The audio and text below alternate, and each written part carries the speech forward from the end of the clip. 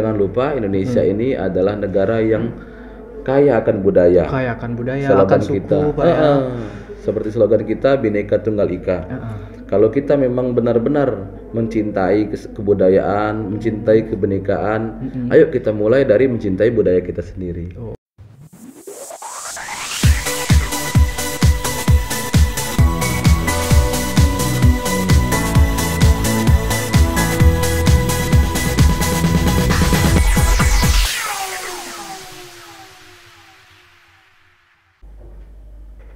Assalamualaikum warahmatullahi wabarakatuh. Waalaikumsalam. Halo Sobat Jubel, jumpa lagi di podcast Jubel Inspiratif yang selalu mengundang tamu ataupun tokoh yang menginspirasi kita semua. Nah, pada kesempatan ini kita kedatangan tamu yang sangat spesial yang merupakan salah satu pengurus ataupun pelakon dari Sanggar Dulmuluk Palembang, yaitu Bapak Randi Putra Ramadan. Halo Bapak, Halo bagaimana juga. kabarnya Pak? Alhamdulillah sehat. Boleh disapa nih Pak, sobat-sobat Jubel sekalian. Pasti sobat Jubel penasaran, siapa sih Bapak Randi ini? Halo Sobat Jubel. Oh ya, Assalamualaikum warahmatullahi wabarakatuh. Semoga sehat terus. Saya Randi Putra Ramadan, seniman kota Palembang, menggeluti bidang dulmuluk dan juga tertarik di musik tradisional seperti Batanghari 9, lagu pop daerah, dan juga beberapa kali bikin cover-cover lagu daerah juga. Wah, ya, berarti beliau ini sangat seniman sekali dalam Sangat seni seniman, teater. Iya, sangat seniman. Nah, Bapak akhir-akhir ini apa sih Pak kesibukannya Pak? Jadi kegiatan akhir-akhir ini, kalau yang terakhir itu masih di program Rentak Ulu Melayu TVRI yang berhubungan dengan Melayu-Melayu. Kemudian ada kegiatan-kegiatan seperti Sepekan Seni. Oh, Sepekan Seni. Insya Allah besok kita di Festival Teater Sumatera, nanti kita satu panggung sama teman-teman teater se-Sumatera, ada Medan sampai ke Aceh. Insya Allah nanti tampil semua besok, dan situ ada kesempatan juga Dulmuluk untuk tampil selaku tuan rumah dong ya. Sebagai Iya, tuan rumah, betul tuan sekali. rumah, siap. Nah, tadi Pak kata Bapak ada Sepekan Seni itu bagaimana ya Pak Sepekan Seni itu kalau boleh tahu? Oke, jadi Sepekan Seni itu adalah sebuah program dari Dewan Kesenian Palembang. Kebetulan Bapak ya, Yang pengurusnya? pengurus juga di komite teater. Hanya saja memang karena teman-teman tuh lihat memang perlu, jadi bahasa intinya seperti ini. Jadi memang Bapak nih kadang-kadang dijadikan contoh untuk generasi muda misalnya. Oh, jadi modelnya. Jadi model. Ya, jadi Ren, modelnya. coba main Batanghari 9 tampil.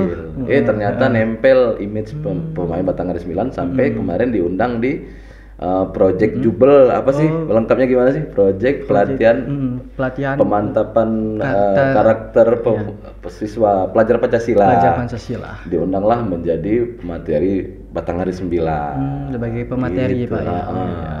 Nah, tadi kan kita ini sempat ngobrol nih Sobat Jubel sekalian. Tadi sebelum kita ke ruangan ini, saya menanyakan kepada Bapak Randi bahwasanya Bapak Randi ini merupakan menekuni bidang dulmuluk sejak SMP lamanya. Dan sekarang anaknya juga SMP. Berarti dari generasi ke generasi ternyata. Kalau anak belum SMP, Oh, bercanda, belum. bercanda. Jadi kalau Bapak nih memang keturunannya. Oh, keturunannya. Memang ada garis keturunannya gitu Pak. Bapaknya Pak Randi ini pelaku dulmuluk. Oh, pelaku dulmuluk. Dan memang Pak Randi kemarin memperhatikan, diajak ke panggung untuk melihat pementasan, dan alhamdulillah kemarin itu di usia 4 tahun. 4 tahun, sangat belia. 4 tahun diajak untuk latihan dulmuluk di SD mana waktu itu, jadi kolaborasi sama siswa-siswa SD dan ditampilkan di TVRI untuk pertama kalinya. Itu namanya Dulci. Oh, Dulci. Dulci itu bikin sekitar tahun 92 itu. Jadi udah tampil dulmuluk pada waktu itu. Nah, Tampilnya di mana tuh Pak? di TVRI. Oh, masih Sumsel. TVRI. Iya, masih. Masih. Jadi pada waktu itu kan anak SD kan, jadi lagi semangatnya bilang gitu. Iya, tapi dari situ kan membangun sebuah kecintaan, membangun sebuah beban tanggung jawab juga. Jadi memang sebagai penerus pelaku dulmuluk, mudah-mudahan tetap semangat lah ya Pak Randi dalam melestarikan seni dulmuluk, dan teman-teman juga di Jubel. Halo, mudah-mudahan juga tertular semangatnya Iya. untuk melestarikan kesenian tradisional. Karena kelestarian ini harus kita lestarikan sampai Betul. generasi ke generasi ke depannya, tidak boleh sampai hilang. Nah, Bapak berkecimpung di Dul Muluk. Nah, itu pasti ada alasan tersendiri nih, Pak. Selain tadi Bapak diajak nonton itu, di dalam interpersona itu apa alasan Bapak memang benar-benar mau nih, saya mau di Dul Muluk Iya. gitu. Jadi memang belajar teater ya, Dul Muluk kan Seni teater, iya. walaupun teater tradisional, memang asik dan menarik. Jadi memang, jadi kalau misalkan secara apa sih namanya psikologis, kita psikologis. itu belajar teater sama seperti mempelajari karakter manusia. Oh, gitu Ada Pak ya. antagonis, ada Oh, ada protagonis, protagonis. Oh, iya. ada ekstras. Jadi memang dalam perjalanan tersebut, Pak Randi merasakan, wah asik ya. Jadi memberikan satu, kita jadi bisa dan luas menghadapi orang. Misalnya interview dalam pekerjaan, kita bisa ada pembendaharaan kalimat yang banyak karena kita sering membaca naskah dan lain-lain. Kemudian dua, kita bisa menempatkan diri kita menjadi pribadi yang tepat di momen yang beragam. Misalnya momennya lagi apa, kita bisa, karena udah diolah adalah olah rasa, olah suara gitu Pak. suara ya, olah gestur dan lain-lain. Jadi memang yang bikin Pak Randi tertarik dari benar-benar dari internal, dari pribadi, memang asik dan juga bermanfaat sih sepertinya. Oh iya, untuk dia sendiri, untuk kesehatan juga sebenarnya Pak ya. Kesehatan juga. Iya, karena tadi ada olah-olah suara, ada olah ini kan banyak sekali. Malah pada waktu itu SMP dan SMA, kita sebelum latihan naskah kita olah tubuh dulu. Olah tubuh, Ada pemanasan. pemanasan, Oh iya, stretching betul. dan lain-lain. Ada stretching dan Iya, lain-lain biar di tidak ada bawah cedera. Iya, Iya, betul. Nah, tadi nih kita kan dari tadi kita bahas Dul Muluk. Nah, Sobat Jubel pasti belum tahu nih apa itu Dul Muluk pastinya. Nah, mari ini sebaiknya kita jelasin dulu Pak ya, apa pengertian dari Dul Muluk biar supaya Sobat Jubel tahu. Jadi Dul Muluk itu adalah sebuah teater tradisional Sumatera Selatan yang lahir pada tahun 1902. Oh, 1902. Yang mana pada masa sebelum itu adalah pembacaan syair oleh Wan Bakar di 1864. Itu Pak Randi dapat infonya dari buku Pak Abdullah Saleh yang judulnya Abdul Muluk. Oh, Jadi Abdul Muluk. literaturnya ke sana karena memang cuma satu bukunya. Walaupun setelahnya ada lagi produksi-produksi lain. Kemudian Dul Muluk ini hidup dan berkembang di masyarakat dengan cerita Abdul Muluk. Jadi memang seperti cerita apa sih? Punokawan. Oh, Punokawan. Pandawa, Kurawa. Jadi memang ceritanya tuh seperti itu. Nah, Dul Muluk seperti itu. Oh, Rama dan Sita. Jadi memang Dul Muluk itu sejenis sama cerita itu yang kayak epos gitu Pak. Baku. Jadi epos. baku. Jadi ceritanya baku. Jadi Dul Muluk itu seperti itu. Hanya saja untuk saat ini memang diambil fragmennya saja, yang kemudian beberapa pakem-pakem Dul Muluk yang dianggap memang menjadi ciri khas Dul Muluk itu diturut sertakan dalam fragmen tersebut sebagai simbol Dul Muluk. Karena pada masa permulaan Dul Muluk itu hanya membawakan cerita Abdul Muluk, kemudian berkembang menjadi syair Zubaidah Siti. Oh, Zubaidah Siti, baru kemudian terpecah menjadi fragmen-fragmen. Kalau pada masa permulaan Dul Muluk itu ditampilkan semalam suntuk. Oh, semalam suntuk. Berarti tiap semalaman gitu Pak? Semalaman dari habis Isya sampai sebelum subuh. Oh ya Tuhan, sangat lama sekali. Makanya kalau sekarang ditampilkan cuma 30 menit saja. 30 menit saja itu gimana Pak? Pemotongan-pemotongan yang ada scene-nya itu. Maka dari itu sekarang dibikinlah naskah-naskah yang diambil dari penggalan-penggalan cerita atau fragmen tadi yang memang benar-benar berkesan gitu Pak ya. Mungkin berkesan atau mungkin memang cocok sama tema kegiatan tersebut. Misalnya ada tema penyuluhan protokol kesehatan. Artinya kita dari sepanjang cerita Dul Muluk itu kita pilih fragmen mana yang paling cocok untuk kejadian dalam ini tadi dalam misi acara. Oh, tema kita yang mau yang kita angkat. Jadi Dul Muluk itu isinya tentang kehidupan sehari-hari gitu Pak? Bukan. Nah, jadi itu apa Pak? Dul Muluk itu menceritakan tentang seorang sultan yang bernama Sultan Abdul Muluk. Oh, Abdul Muluk. Jadi sama kayak Damar Bulan ya. Jadi dia tuh Sultan Abdul Muluk tersebut dalam perjalanannya dia itu memperjuangkan kerajaannya sampai akhirnya dia kalah perang dan diselamatkan oleh istrinya. Nah, jadi gitu sepertinya. Kalau detailnya itu panjang ceritanya ya. Kita bisa 24 jam di sini nanti sobat Jubel sekalian. Ya, 48 jam. Iya, 48 jam kita bisa di sini. Tapi mengingat waktu juga kita. Jadi kita inti ceritanya seperti itu. Inti ceritanya seperti itu. Nah, tentunya banyak makna yang kita petik nih, Pak. Salah satunya apa menurut Bapak yang paling terkesan? Yang paling berkesan itu keteguhan hati seorang istri. Oh, keteguhan hati seorang istri. Jadi setelah Sultan Abdul Muluk ditangkap, dikalahkan oleh Raja Hindi, itu kan sang istri itu bukan menyerah, malah dia melarikan diri ke hutan, kemudian menyusun strategi untuk menyelamatkan suaminya. Sangat ini. Perjalanannya seperti Serkandi. Perjalanannya mirip. Serkandi. Perjalanannya panjang. Jadi istrinya itu melarikan diri dalam keadaan hamil tua. Dan melahirkan di hutan. Ini ceritanya seru kalau emang dibikin film bagus ya. Bagus ini. Sampai akhirnya belum ada sampai saat ini. Belum harus ini. Dia lahir, kemudian sang istri itu menyamar menjadi laki-laki untuk mengambil upahan menghibur dengan cara menyanyi dan menari. Jadi dia karena pada masa itu kan kalau jadi wanita dia pasti diganggu orang kan. Makanya dia pakai baju misalnya bulu serigala apa pakai baju jadi benar-benar kayak laki jadi benar-benar jadi maskulin. Kemudian menyusuplah ke kerajaan Hindi. Dia menyelamatkan suaminya. Akhirnya berhasil Dan itu pun tidak langsung instan, tapi ketika anaknya itu sudah dewasa, sudah umur 14 tahun baru bisa dia menyelamatkan suaminya. Bayangkan perjuangannya seorang wanita menyelamatkan suaminya sendiri. Mantap. Nah, tadi kita sudah membahas tentang Dul Muluk.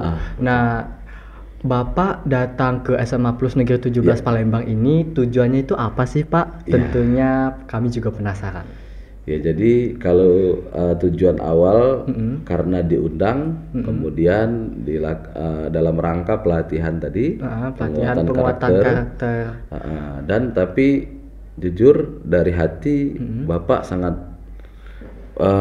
menyambut gembira ajakan tersebut, sangat merasa bangga ya, dan juga sangat sangat bangga lah di Palembang ada SMA Plus Negeri 17 yang mau melaksanakan kegiatan-kegiatan yang bernuansa budaya. Karena memang ini kan kita kan kebingungan dengan sistem pewarisan kesenian tradisional. Jadi memang dengan adanya kegiatan ini mudah-mudahan sistem pewarisan kesenian tradisional baik itu tari tradisional, musik tradisional dan juga sastra maupun budaya teater, mudah-mudahan SMA 17 insya Allah menjadi model yang akan kelak dicontoh sama sekolah-sekolah lain ya. Mudah-mudahan amin ya rabbal alamin. Karena memang ini yang kita harapkan. Apalagi untuk saat ini kesenian tradisional itu bisa dikatakan kesulitan dalam bersaing dengan hiburan-hiburan yang ada di modern, saat ini era teknologi saat ini menggerus sekali kebudayaan di Indonesia, bahkan juga di Palembang sendiri pun. Betul. Nah, itu kami sebagai kaum muda, menurut Bapak kami harus melakukan apa nih, Pak, supaya kebudayaan Palembang itu terus terlestarikan sampai hingga anak-anak cucu kita nanti. Pastinya kan kita yang sebagai perintis untuk 15 tahun ke depan ataupun 20 tahun ke depannya, kita yang menjadi pelopor dari kebudayaan Palembang itu sendiri. Jadi ada pepatah mengatakan ikuti zamanmu tapi jangan tinggalkan budayamu. Kita jangan lupa Indonesia ini adalah negara yang kaya akan budaya. Slogan kita seperti slogan kita Bhinneka Tunggal Ika. Kalau kita memang benar-benar mencintai kebudayaan, mencintai kebinekaan, ayo kita mulai dari mencintai budaya kita sendiri. Betul. Sangat berarti kita sebagai kaum muda itu yang pertama itu tanamkan rasa cinta dulu, Pak ya, sama kebudayaan Palembang ini. Nah, ini jadi suatu pembelajaran bagi sobat Jubel sekalian. Nah, Pak, ngomong-ngomong, Bapak ini sudah di SMA Plus Negeri 17 Palembang. Selamat datang nih, Pak, di sini. Terima kasih. Nah, baru ngomong sekarang ya. Baru di pertengahan harusnya tadi di awal. Nah, itu kesan dan pesan Bapak di sekolah ini tuh apa kesannya? Apakah gimana ini sekolah ini Ya. ini atau gimana Pak? Sekolah SMA Plus Negeri 17 luar biasa. Oh sangat luar biasa. Memberikan kesan yang sangat baik Mm-mm. dan juga memberikan sebuah apa ya namanya peluang untuk menjaga eksistensi kesenian tradisional. Mudah-mudahan kelak SMA 17 tetap konsisten Iya, dengan betul. program-program seperti ini dan insya Allah menjadi sebuah apa sih namanya itu menjadi sebuah sekolah yang mewajibkan budaya Oh, untuk dipelajari iya, di betul. sekolah. Harus mewajibkan budaya. Iya, dipelajari seperti bahasa Palembang halus kan ada. Iya ada bahasa Palembang halus, Ada. tapi kebanyakan dari kaum milenial atau Gen Z ini tidak tahu tentang Iya, benar. itu harus dilestarikan sekali. Iya, betul. Nah, sebagai pengalaman Bapak ini kan sangat lama nih Pak, tadi kata Bapak ini sangat lama sekali. Nah, itu pasti ada pengalaman yang sangat berkesan. Iya. Nah, itu Bapak menampilkan Dul Muluk pernah di ajang internasional pernah Pak? Kalau internasional belum, kalau nasional pernah. Di mana itu Pak? Kalau Di kalau nasional itu sering dia. Di mana? Ada Yang paling berkesan nih paling berkesan di Festival Teater Rakyat Banten. di Banten. Kemudian ada ulang tahun Taman Mini pernah di Jakarta. Terus kemudian apa lagi ya? Di Medan pernah, di Padang juga pernah. Jadi memang kegiatan-kegiatan seperti ini memang sering dilakukan pada waktu itu karena setelah masa pandemi. Oh iya, sangat terjadi, menghambat, menggagalkan malah kegiatan-kegiatan menggagalkan tersebut. rencana kita. Mudah-mudahan kelak setelah pasca Covid insya Allah akan ada kegiatan lagi dan insya Allah Dul Muluk siap dan SMA 17 mudah-mudahan tetap siap. Nanti kalau bisa ada undangan untuk tampil loh, siap kan menjadi udah modelnya kita Iya, harus selalu siap siaga ya. Iya. Betul. Nah, selama Bapak ini kan tadi katanya pengurus sanggar nih Pak. Iya. Sanggar Dul Muluk. Nah, Sanggar Dul Muluk itu gimana sih Pak persyaratan kalau kita mau masuk nih? Nah, Bapak ini kan katanya dari SMP. Nah, persyaratan supaya kita misalnya putu nih Pak, mau masuk Sanggar Dul Muluk nih. Iya, Nah, tapi itu nggak tahu nih persyaratannya itu apa aja gitu nih. Sebenarnya kalau misalkan mau gabung di Sanggar Dul Muluk itu gampang sekali. Gampang. Cukup dikontak, nanti ikut di proses latihan dan ikut di pementasan. Tapi kalau memang ini gampang lah, nanti ikut sama Pak Rani boleh nanti ya. Ini pusatnya sanggar itu di mana Pak? Tempatnya kita misalnya berkumpul gitu latihan. Kalau latihan kita biasanya di Taman TVRI. Oh, Taman TVRI. ya. Iya, kami juga pernah ke sana loh Pak. Pernah ya? Kami di perpustakaan ini ada program lapak baca. Jadi kami itu bawa buku dari sini, terus sampai sana kita menggelar buku-buku yang di sana dan anak-anak tuh baca-baca gitu. Gratis. Iya. Ya, bagus programnya bagus. Jadi di sana Pak ya di Taman di sana. TVRI. Nanti kalau misalkan mau datang dikonfirmasi nanti ya di nomor di bawah ini ya. Iya, jangan lupa ya. Bapak editor kita di nomor di bawah ini. Ini ya, Nah, kalau boleh tahu ini Dul Muluk, seni-seni Dul Muluk. Nah, Bapak dalam menggelarkannya kayak mempromosikannya itu kan tidak hanya lewat tatap muka nih Pak. Iya. Tentunya ada sosial media yang berkecimpung. Nah, itu pasti misalkan Instagram. Itu ada nggak Pak? Kayak Instagram sanggarnya Dul Muluk. Ya ada. Instagramnya namanya Dul Muluk Palembang. Oh, jangan lupa di follow ya di bawah ini juga. Di bawah ini kita memberi pekerjaan kepada Bapak editor di bawah ini. Di situ ada foto dan juga video lagi Kegiatan pementasan. Dan juga ada foto yang menarik kemarin pernah Bapak upload. Itu ketika ada apa sih namanya itu? Ikatan Mahasiswa Internasional, dia bikin kegiatan di Palembang dan belajar dulu sama-sama.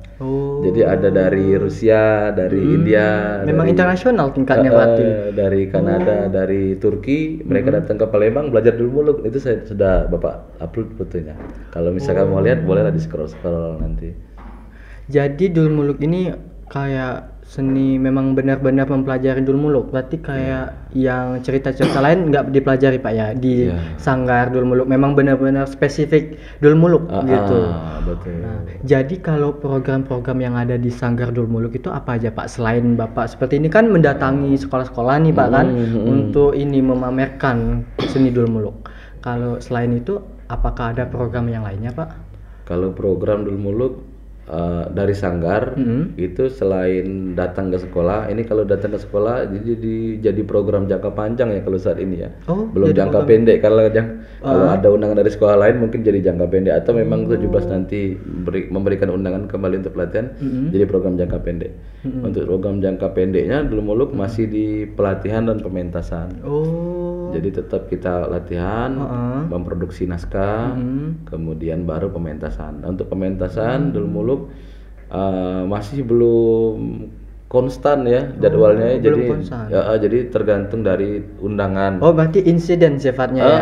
Kalau ada undangan kita datang langsung pasti. Kalau ada undangan kita persiapkan misalnya 1 bulan sebelum hari H atau 2 minggu sebelum hari H, baru dilakukan evaluasi H-3, H-2 baru kita pentas. Nah Pak, dalam mempelajari Dulmuluk itu kan kita tentunya melakukan nih Pak kan. Nah itu kesulitan yang terbesar menurut Bapak dalam melakonkan itu pasti ada kan Pak kesulitan seperti itu? Bagus pertanyaannya. Jadi Dulmuluk itu mengandung unsur seni yang cukup kompleks. Sangat kompleks bahkan. Jadi selain bisa berakting, pemain Dulmuluk dituntut untuk bisa menari dan menyanyi. Ya betul. Karena seni teater itu kan gabungan dari berbagai seni kalau menurut saya.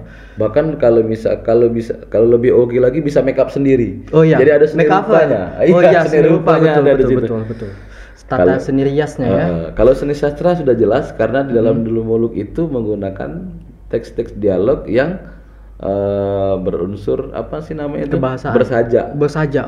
Bersaja. Jadi memang bersaja dan ada karakternya. Misalnya Daulat Ananda empunya diri, ayahanda ingin bertanya dalam istana puri, apa kabar dalam negeri, engkau katakan nyata dan pasti supaya ayahanda dapat mengetahui. Jadi semua ada sajangnya, ada rimanya lah ya. Iya, ada rima.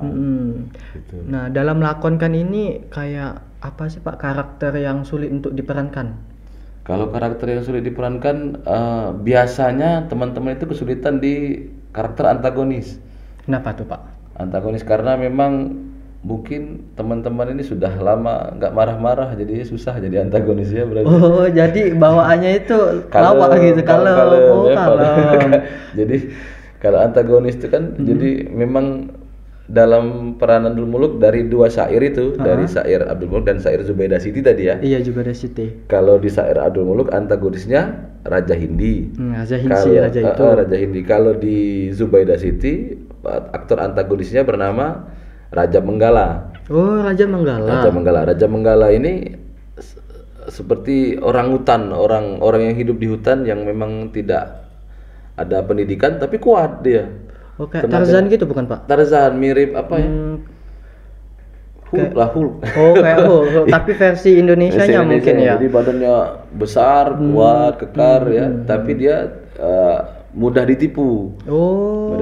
Nah, karena tidak ada pengetahuan tadi. Ini juga salah satu intisari atau makna yang kita ambil. Kita harus belajar nih teman-teman supaya tidak dapat dibodoh-bodohi seperti tokoh tadi. Betul.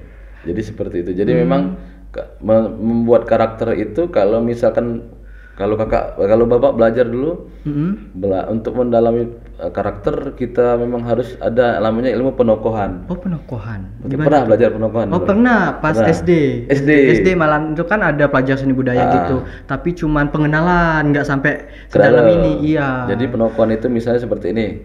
Putu nih pengen berakting menjadi seorang dokter. Misal. Jadi, semoga tapi.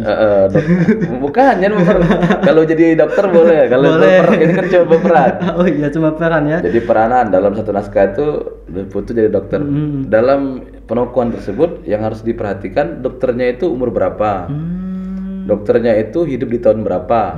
Karena itu kan mempengaruhi dialog, gaya bahasa dan juga kostum. Oh, kostum ya, Gaya rambut lah minimal kan. Iya, Kalau dokter misalnya usianya 40 sama dokter umur 20 mungkin beda. Beda, perawakannya beda, gaya jalannya beda. Kemudian dokter itu tinggal di mana? Di kota, di New York apa di desa? Beda pasti. Makanya itu dalam membangun sebuah karakter acting memang harus ada pendekatan seperti itu. Oh, pendekatan. Kemudian dia tahun berapa jadi dokternya? Dokter tahun 70-an sama tahun 2000 beda.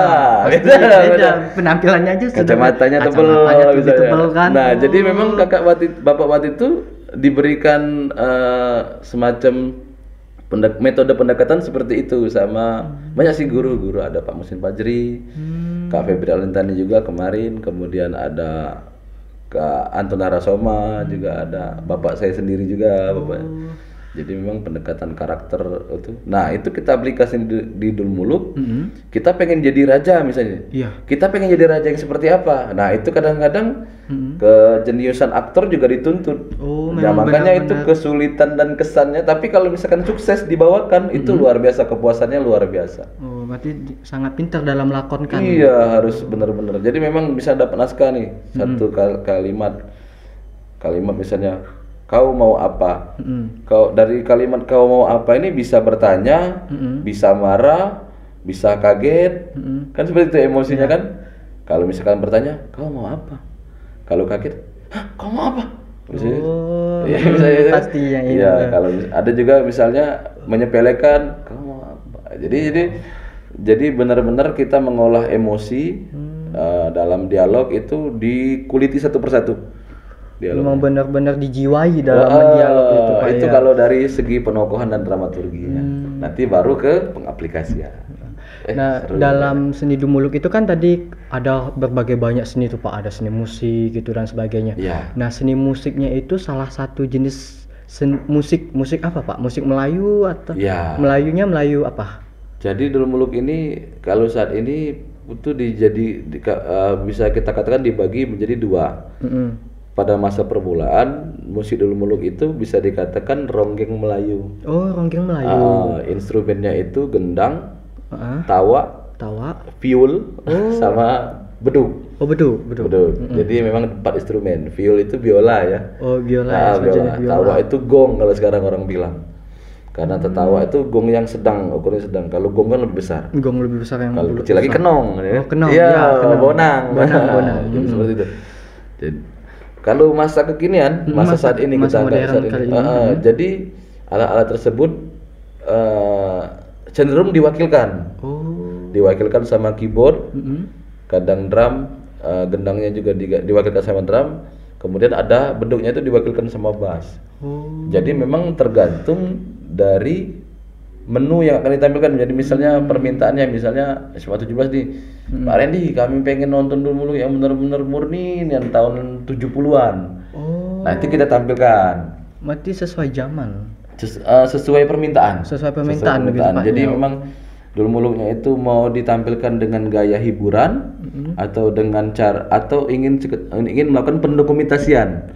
Jadi bisa, karena memang kan kita butuh tuh pendokumentasian, karena takutnya nanti pelakunya sudah habis, tidak ada dokumentasi kan sayang. Oh iya, gitu. betul sekali. Gitu. Nah, dalam Dulmuluk ini kan tepatnya ini banyak gitu sekali karakternya Pak ya. Betul. Nah, apakah ada penari latar gitu Pak dalam Dulmuluk? Iya, misalkan ada scene nih, ada orang nyanyi. Nah, itu kan kayak ada gerakan-gerakan di belakang itu ada Pak. Kalau penari latarnya tidak ada. Oh, untuk ini. Jadi yang dia nyanyi yang belakangnya itu. Iya, penari latar tidak ada. Jadi dia itu yang menyanyi itulah yang menari. Oh, yang menyanyi itu. Oh, dia menyanyi sambil menari. Berarti dapat 3 seni teater, seni musik juga dapat, seni tari. Karena ada beberapa adegan yang dinyanyikan, dialog yang dinyanyikan. Misalnya dia mau berperang nih ceritanya. Raja Hindi ingin bertemu dengan Raja Sultan Abdul Muluk. Jadi sebelum dia bertemu itu berjalan tuh kan dari kerajaan. Nah, untuk menyimbolkan kalau dia itu sedang berjalan, dia itu bernyanyi. Lagunya seperti ini. Berjalan kuda lah terperi. Salah dong ya. Jauh lah ya di jauh. Nah itu kira-kira lagu seperti itu. Jadi karena lagunya tuh banyak jadi bingung ya Pak Randi ya. Jadi banyak karena perjalanan kan cukup jauh, pasti nyanyinya juga lama. Banyak ya. Jadi dia tuh berjalan sambil menyanyi sampailah di situ. Nah, itu nanti kita tampilkan besok itu seperti itu. Besok. Jangan lupa nonton juga ya Sobat Jubal. Ya, ada di YouTube-nya SMA Plus Negeri 17 Palembang juga. Jadi besok kalau misalkan ada kesempatan ajak teman-teman dan Bapak Ibu gurunya buat datang ke Jakabaring, kita nonton sama-sama. Oke. Nah, dalam Bapak kan mengajar anak-anak SMA Plus Negeri 17 Palembang nih, Pak. Nah, menurut Bapak anak-anak ini susah diatur atau tidak sih, Pak? Anak-anaknya pinter-pinter kok. Pinter dalam apa? Pinter-pinter. Jadi anaknya pinter-pinter, mudah diberikan arahan dan juga siswanya juga kalau misalkan kan kemarin tuh ada materi dulu teori-teori dan setelah dilakukan pemberian teori ketika ditanya mereka bisa jawab. Itu hebat. Kalau biasanya kan anak-anak tuh ngantuk kan nggak dengar lagi kan. Ini walaupun ngantuk ditanya bisa jawab dia. Tetap bisa jawab. Siapakah yang siapa yang tahu? Saya. Rame dan sangat antusias berarti antusias ya. Luar biasa dan itu memang benar-benar keren sih menurut Bapak ya. Bagus kan. Nah nih Pak, satu pertanyaan lagi. Iya. Untuk moto hidup Bapak sendiri. Iya. Nah, untuk Sobat Jubal ini mereka butuh motivasi nih Pak, biar dia bangkit dari kesengsaraan, kebingungan dalam gimana nih saya mau keluar supaya saya bisa membangkitkan, mengeksplor diri dalam seni-seni dulu muluk tadi. Nah, boleh nih Pak kasih moto hidup kepada mereka Pak. Jadi untuk adik-adik, anak-anak ya, mulailah mencintai budaya daerah. Karena sayang kalau misalkan kita hari ini cuek dengan budaya, takutnya nanti seperti kata Putu 10 tahun, 15 tahun ke depan kita malah kehilangan jati diri kita. Dan juga kita harus benar-benar menghargai kesenian tradisional karena itu adalah sebuah kekayaan intelektual orang-orang di masa lalu yang belum tentu terulang kembali. Jadi memang kekayaan intelektual inilah yang kita hargai. Karena keren ya bisa bertahan sampai puluhan tahun bahkan ratusan tahun.